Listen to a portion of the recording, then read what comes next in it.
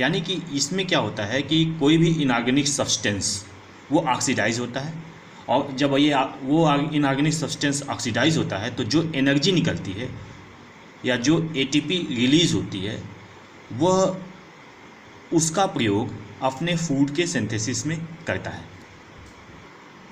और देखिए जो ये इनऑर्गेनिक सब्सटेंस होते हैं वो क्या क्या होते हैं, नाइट्रेट्स होते हैं, नाइट्राइट्स होते हैं, अमोनिया होते हैं, और भी अलग चीज़ें हो सकती हैं। ठीक है, फिर उसके बाद जब इनका ऑक्सीडेशन होता है तो ऑक्सीडेशन से जो एनर्जी निकलती है उसका प्रयोग फूड प्रोडक्शन में करते हैं, यानी फूड सिंथेसिस में करते हैं। फूड सिंथेसिस का मतलब एटीपी प्रोडक्शन में। ठीक है, तो इसके अलावा यह न्यूट्रिएंट की रिसाइकलिंग में भी इम्पॉर्टेंट रोल प्ले करते हैं। They play important role in recycling of nutrients like nitrogen, phosphorus and sulfur।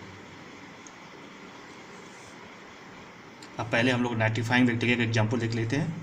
इसमें करता क्या है ये बैक्टीरिया कि अमोनिया को नाइट्रेट में ऑक्सीडाइज कर देता है। ठीक है, इस तरह से इस रिएक्शन को देखिए आप। देखिए यहाँ अमोनिया है, अमोनिया को ऑक्सीडाइज कर रहा है जिससे कि फॉर्मेशन हो रहा है नाइट्रेट का, और उसके बाद पानी निकल रहा है और एनर्जी निकल रही है। इस एनर्जी का प्रयोग फूड सिंथेसिस में बैक्टीरिया करता है। इसका एग्जाम्पल है जो इस फंक्शन को परफॉर्म करते हैं वो बैक्टीरिया हैं नाइट्रोसोमनास और नाइट्रोकॉकस। अब देखिए NO2 बना, अब ये NO2 फर्दर ऑक्सीडाइज होता है, इसको करता है फंक्शन नाइट्रोबैक्टर। ठीक है, यहाँ पे नाइट्रेट का प्रोडक्शन होता है और एनर्जी निकलती है।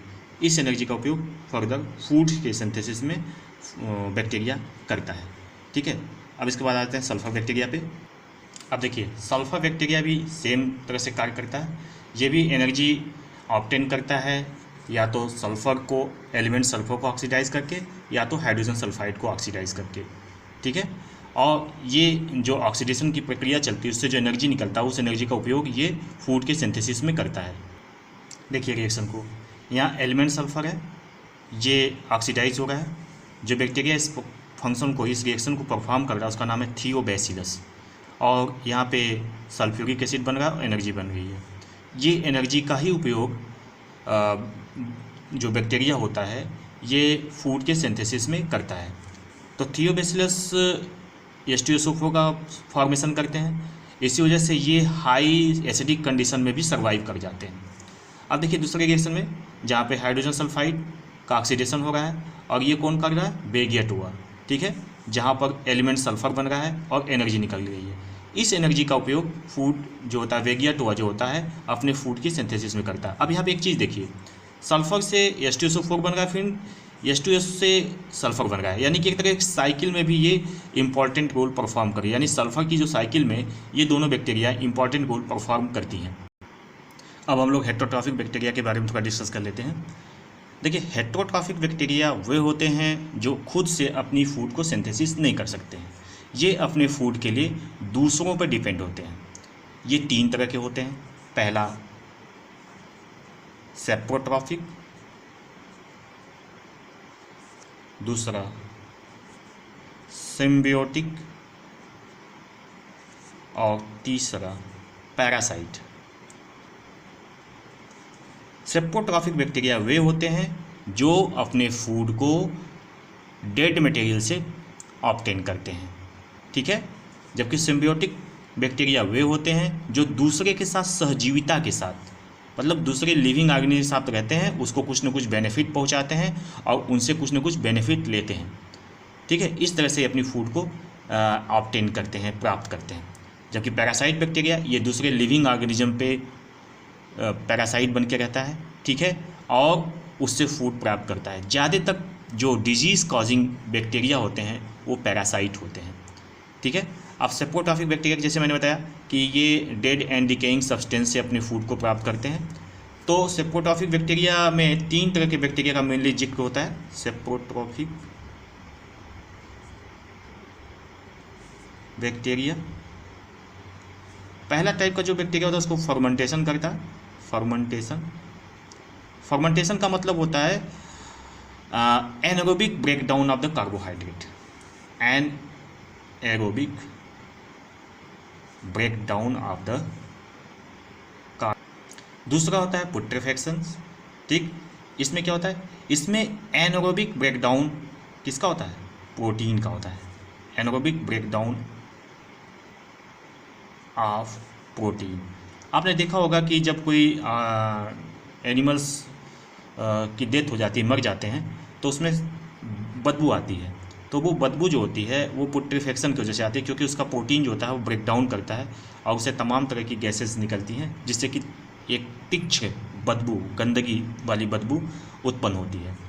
इसका तीसरा होता है डीके। इसमें क्या होता है, एरोबिक ब्रेकडाउन होता है, ठीक है। इन दोनों में एनारोबिक ब्रेकडाउन होता है। पहले फर्मेंटेशन में कार्बोहाइड्रेट का ब्रेकडाउन होता है और पुट्रेफैक्शन में प्रोटीन का ब्रेकडाउन होता है। डीके में क्या होता है, एरोबिक ब्रेकडाउन, मतलब in presence of oxygen, aerobic breakdown of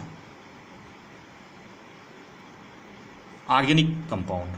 organic compound में कुछ भी हो सकते हैं, ठीक है, जैसे इसमें कार्बोहाइड्रेट भी हो सकता है और इसमें प्रोटीन भी हो सकता है। अब देखिए दूसरा होता है सिम्बियोटिक एसोसिएशन या सिम्बियोटिक बैक्टीरिया। इसमें जो बैक्टीरिया होता है किसी भी ऑर्गेनिज्म को बेनिफिट पहुंचाता है और साथ ही साथ उससे बेनिफिट लेता है, दोनों मतलब म्यूचुअल बेनिफिट ऑब्टेन करते हैं। इस तरह के एसोसिएशन को सिम्बियोटिक एसोसिएशन कहा जाता है। जैसे इसका सबसे अच्छा एग्जाम्पल राइजोबियम है, जो कि root nodule of the pulse, मतलब दाल वाली जो फसलें होती हैं फेबेसी फैमिली की, उनके रूट नोड्यूल में पाया जाता है राइजोबियम। देखिए एजोटोबैक्टर, वेजरिंकिया, क्लेप्सिएला, ये कुछ ऐसे बैक्टीरिया होते हैं जो कि फ्री लिविंग स्टेट में पाए जाते हैं और ये नाइट्रोजन फिक्स करने में भी सक्षम होते हैं। ये जो तीनों जो होते हैं, ये जो नाइट्रोजन फिक्सेशन करते हैं वो एरोबिक नाइट्रोजन फिक्सेशन करते हैं, मतलब इन प्रेजेंस ऑफ ऑक्सीजन ही ये नाइट्रोजन को फिक्स कर सकते हैं। लेकिन एक बैक्टीरिया है क्लॉस्ट्रीडियम पाश्चुरियनम, वो एनारोबिक कंडीशन में नाइट्रोजन को फिक्स करता है, ठीक है। Clostridium pasteurianum fix anaerobic nitrogen fixation, मतलब नाइट्रोजन को फिक्सेशन एनारोबिक कंडीशन में करता है, ठीक है। अब देखिए पैरासाइट बैक्टीरिया। पैरासाइट बैक्टीरिया ऐसे बैक्टीरिया होते हैं जो कि अपना फूड दूसरे लिविंग ऑर्गेनिज्म से ऑब्टेन करते हैं। ये ज़्यादातर डिजीज़ कॉजिंग होते हैं। तो जो भी ऑर्गेनिज्म डिजीज़ कॉजिंग करते हैं, जो भी रोग उत्पन्न करते हैं, उन ऑर्गेनिज्म को हम पैथोजन कहते हैं, पैथोजेंस। और जिसमें ये रहते हैं, जिसमें वो रोग उत्पन्न करते हैं, उनको हम होस्ट कहते हैं, ठीक है। जैसे कॉलरा का बैक्टीरिया विब्रियो कॉलरी, जानते ही हैं, विब्रियो कॉलरी, ठीक। टाइफाइड का बैक्टीरिया साल्मोनेला टाइफिमोरियम, साल्मोनेला टाइफिमोरियम, ठीक है। इसी तरह से टेटनस का, टेटनस क्लॉस्ट्रीडियम टिटेनी, ठीक। ये प्लांट में भी डिजीज़ काज करते हैं। जैसे अब नींबू का जो प्रयोग होता है उसमें साइट्रस कैंकर काज करते हैं, साइट्रस कैंकर, जेंथोमोनास, ठीक है। यानी कि पैरासाइट ऐसे बैक्टीरिया होते हैं जो कि दूसरे लिविंग ऑर्गेनिज्म पे रहते हैं और उनसे अपना फूड मटेरियल ऑब्टेन करते रहते हैं। देखिए इसका डिटेल जो है ये हम लोग 12th में पढ़ेंगे, एक पूरा चैप्टर है, ठीक है।